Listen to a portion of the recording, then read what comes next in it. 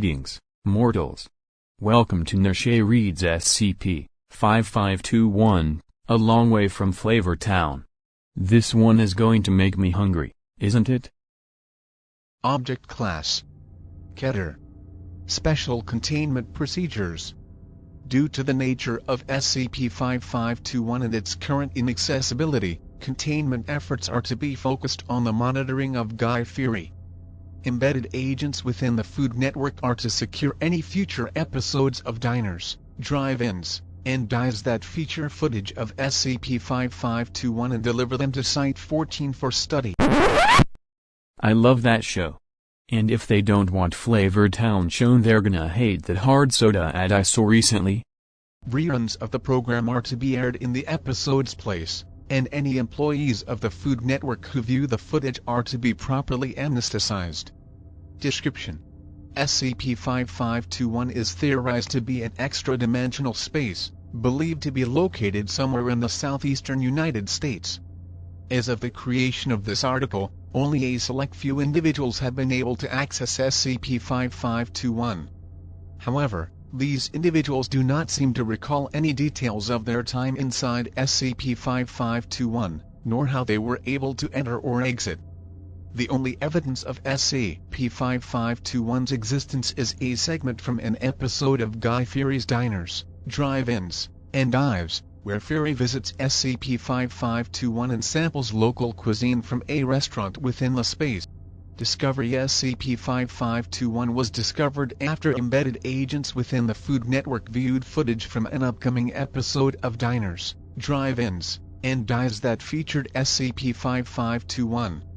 Mr. Fieri was interviewed, but claimed to have no memory of visiting the restaurant within SCP-5521. After current containment protocols were established, no footage of SCP-5521 has been found in episodes of the series. A proposal to change object class to neutralized is pending approval. Add 1A Addendum A Excerpt 5521-459. The following is an excerpt from the episode of Diners, Drive-Ins, and Dives in which SCP-5521 is featured. Unlike the rest of the episode, footage within SCP-5521 is not edited in any way. The reason for this is unknown, but it is theorized to be due to the nature of SCP-5521. I wholeheartedly apologize for the following voice. I know what Guy Fieri sounds like, but obviously I can't get his actual voice for this part and had to improvise with what I have. Thank you for your patience and understanding. The segment begins with Fieri and his camera crew approaching a building resembling an American diner. Now, I haven't heard a lot about this place, but there's one thing I keep telling you guys. It's that you can't be afraid to try new things. I don't know how the food's supposed to be or even what is by certain, but we're gonna find out. And I cannot wait! As the group approaches the front door, the camera focuses on signage on the marquee above the door. The letters are in English, but much of the text consists of gibberish. The only recognizable words are "Great Eat." The group enters the building. While the interior resembles a typical American diner, much of the furniture does not appear to be properly proportioned for human use. Many of the booths are unnecessarily large, and the tables are irregularly shaped. None of the group appears to acknowledge this. Behind the counter is an entity resembling an adult octopus, wearing an apron and paper hat. The entity vocalizes in an indecipherable language and gestures to Fieri with its appendages. No kidding! I always want to eat an and drink, but they're capable of what God for me! Luffy! The entity produces a tray from behind the counter and sets it on its surface. On the tray is a mass of unknown biological material, which occasionally quivers in place. The entity vocalizes once again. This is your house special! I had to admit, I've seen a lot of diners use this stuff of vape, but I've definitely never seen it prepared like this! That's what I love about this trouble, seeing all the awesome taste, passion, and cooks like you can't take anything, fill shit, turn it on its head. You'll have to show me how it's done! The entity vocalizes while providing silverware for Fieri.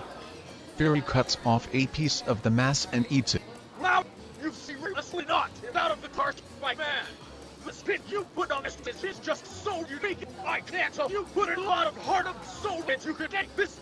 Fury continues to eat pieces from the mass for approximately 3 minutes before setting down his utensils.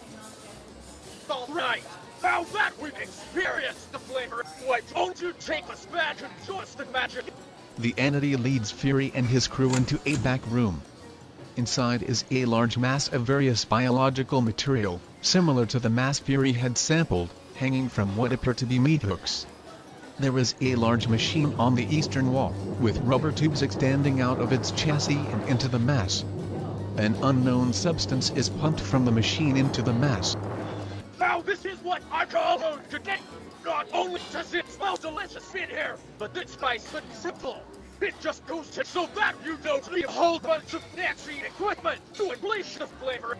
The entity extends an appendage into the mass, which emits a loud gurgling noise. The entity removes its appendage, revealing another, smaller mass in its grip.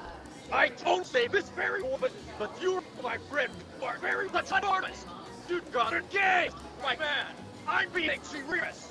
Not just that, I can't tell you dedicated yourself to this art completely. The food, the kitchen, the egg, they all point to the same thing.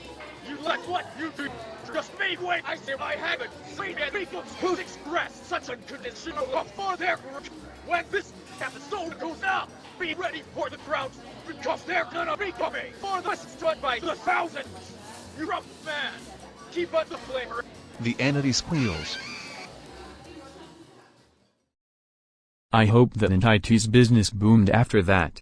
Sounds like he deserved it.